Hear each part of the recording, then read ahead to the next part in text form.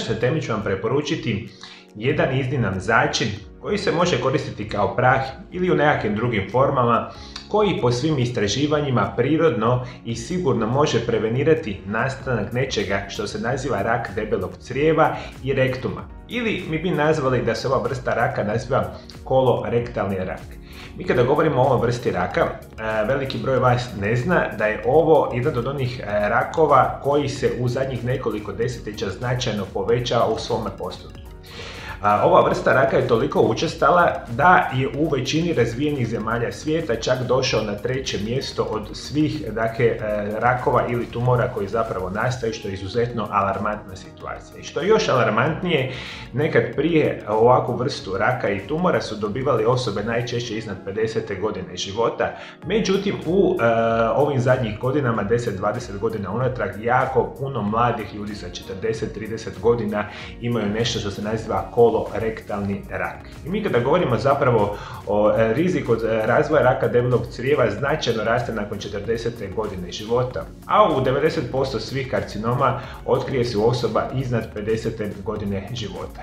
Što se ranije dijagnosticira rak debelog crijeva, lakše se liječi, a ako vam ikada bude dijagnosticiran rak debelog crijeva, imat ćete najbolje šanse kada počnete sa pravilnim prirodnim liječenjima. Međutim, mi kao i uvijek razmišljamo da pokušamo na prirodnim načinima spriječiti da uopće ne dolazi do takve situacije. I da mi razmišljamo o tome što je zapravo rak debelog crijeva i zašto on u najvećem broju slučajeva nastaje, onda mi možemo razmišljati preventivno da djelujemo, kao što ću vam danas preporučiti jednu iznimnu biljku da bi rješavali rak debelog crijeva. A što je zapravo glavni uzroci raka debelog crijeva? Dok prije razmišljamo o nečemu što se naziva izuzetno loša prehrana. Osobito ona prehrana bogata prerađenim mesom, puno konvencionalnog crvenog mesa, pržene hrane, hidrogeniziranih ulja i transmasti, rafiniranih žitarica i druge prerađene hrane. Mi ono što moramo isto tako razmišljati, osobe koje imaju izuzetno lošu prehranu, imate značajno povećan rizik nastanka raka debelog crijeva, što danas veliki broj osoba radi. Osobe koji su kontinuirano pod kroničnim stresom može biti rizik od nastanka raka debelog crijeva. Svi vi koji imate kroničnu nesanicu, dugi vremenski period, potencirate da se rak debelog crijeva razvija u puno bržoj opciji. Dalje, jedan od onih najvećih uzroka raka debelog crijeva biti će prekomjerna tjelesna težina, naravno dugi vremenski period. I o tome isto tako moramo razmišljati. Osobe koje imaju pretjerano sjedilački način života, koji izuzetno malo vježbate, imate značajno veći rizik od nastanka raka debelog crijeva. Apsolutno, osobe koje konzumiraju velike količine alkohola, pušenje i duhanski proizvodi uzrokuju rak debelog crijeva, povijest drugih probavnih problema kao što su predkancerogeni polipi debelog crijeva, ulcerozni kolitis, Kronova bolest, obiteljska adematozna polipoza, dijabetes tipa 2, genetska predispozicija i čak izloženost nekakvim uzročnicima iz okoliša. To sve potencira da osobe jednog dana dobiju rak debelog crijeva ili rektuma, što smo rekli da je jedan od najopasnijih rakova ili tumora u današnjem modernom načinu života. Međutim, mi kao i uvijek, ako razmišljamo o zdravom načinu života, promjeni mi tu možemo značajno sebi pomoći. Međutim, postoje jedne interesantne studije što imaju izvanredne perspektive iz smisla zapravo prevencije nastanka ne samo raka debelog crijeva, nego bilo kojeg druga vrsta raka, biti će nešto što se naziva kurkuma.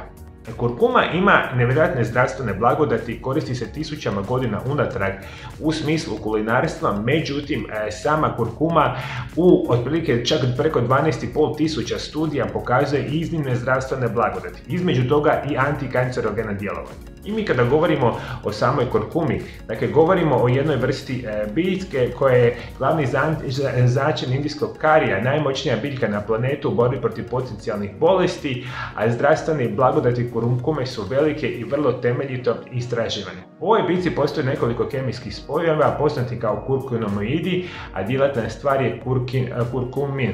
I zapravo ta djelatna stvar u samome kurkuminu ima izuzetno potentne perspektive za naše zdravlje. Mi kada govorimo o samoj kurkumi, ne samo da djeluje antikancerogeno, nego perfektno djeluje na funkcioniranje vaših srca i vaših krvnih žila. Svi koji imate problema sa artritisima, upalama, uzglobovima i slično, ovo je jedan od onih načina koji vi želite redovito konzumirati. Mi dalje kada govorimo o samoj kurkumi, ona djeluje kao smanjivanje protiv depresije, jača zdravlje kože. Danas kurkumu itekako možemo koristiti za liječenje probavnih tegoba. Pa ukoliko imate, vezano uz žgaravicu, gastritis, refluks, kiseline, ovo je jedan od preporučenih načina što će vam pomoći. Kurkuma nevjerojatno blagotvorno djeluje na poboljšavanje vaše cirkulacije. Kurkuma će djelovati antioksidativno i naravno detoksicirajuće za vaše tijelo i što je jako bitno za reći, kurkuma ima nevjerojatnu mogućnost značajno povećavanja funkcioniranja vašega mozga. Pa poboljšavanje pamćenja, poboljšavanje koncentracije, generalno čak sprečavanje nastanka Alzheimerove bolesti, Parkinsonove bolesti, ovo sve može ići sa samom kurkumom.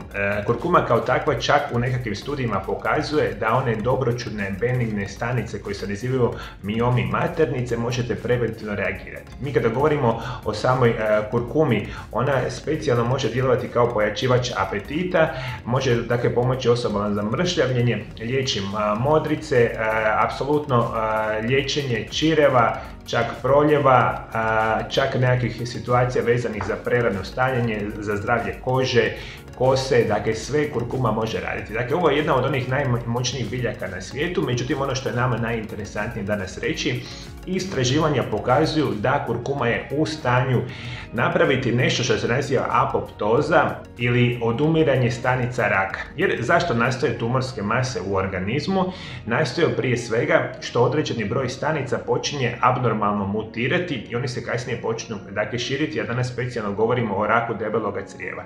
I kad ona nekontrolirano se počnu širiti, ponekad mogu čak stvoriti one nekakve vrste metastaza i situacija se počinje značajno pogoršavati. Jer stanica raka u svom sastavu puno puta su zaobišli upravo taj dio apoptoze ili staničnog odumiranja koji je nekakav normalni dio procesa života jedne stanice. Međutim, sama kurkuma, kada razmišljamo o samome raku, i upravo kurkuma kao takva smanjuje mogućnost mutiranja ovih tumorskih stanica, smanjuje rast krvnih žila što potiče rast tumorskih masa kod raka debelog crijeva ili bilo kojeg čak druge vrste raka.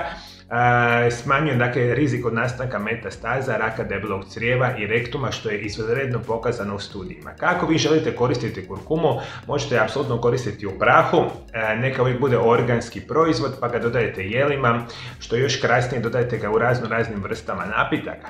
Međutim, vi kao kurkumu kao tako možete koristiti svježu, možete koristiti u tabletama, možete praviti čajeve, imate izuzetno veliki broj opcija redovitog korištenja kurkume. I što je najinteresantnije za nju, vi možete nju koristiti veliku većinu godine. Kao i uvijek, ništa nećete uzimati svaki dan 365 dana u godini, međutim kurkumu realno možete uzimati bez problema mjesec i pol dana zaredom u onim preporučenim dnevnim dozama o kojima sam već pričao na mome kanalu i onda obavezno uvijek radite određenu vrstu pauze od 10-15 dana i onda opet možete krenuti iznova. I tako veliku većinu godine, ukoliko imate rizik ili šansu nastanka raka debelog crijeva i rektuma, preporučeno je uzimati ovu biljku, a i naravno radi svih ostalih zdravstvenih blagodati koja iznimna kurkuma pruža. A svi moji dragi gledatelji, preko društvenih YouTube kanalu imate nekoliko tisuća video zapisa koje sam namijenio svima vama iz perspektive poboljšavanja vašega zdravlja na potpuno prirodan način. Sve što vi trebate, ovdje dole ispod video zapisa, potpuno besplatno da se pretplatite na moj kanal, kliknite na ikonu zvona i kao i uvijek svaki dan ćete biti obavješteni o novoj zdravstvenoj temi koju samo za vas ja radim na mome Aura Centar YouTube kanalu. Hvala najljepše što me pratite do druge teme, ja vam želim lijep i ugodan pozdrav.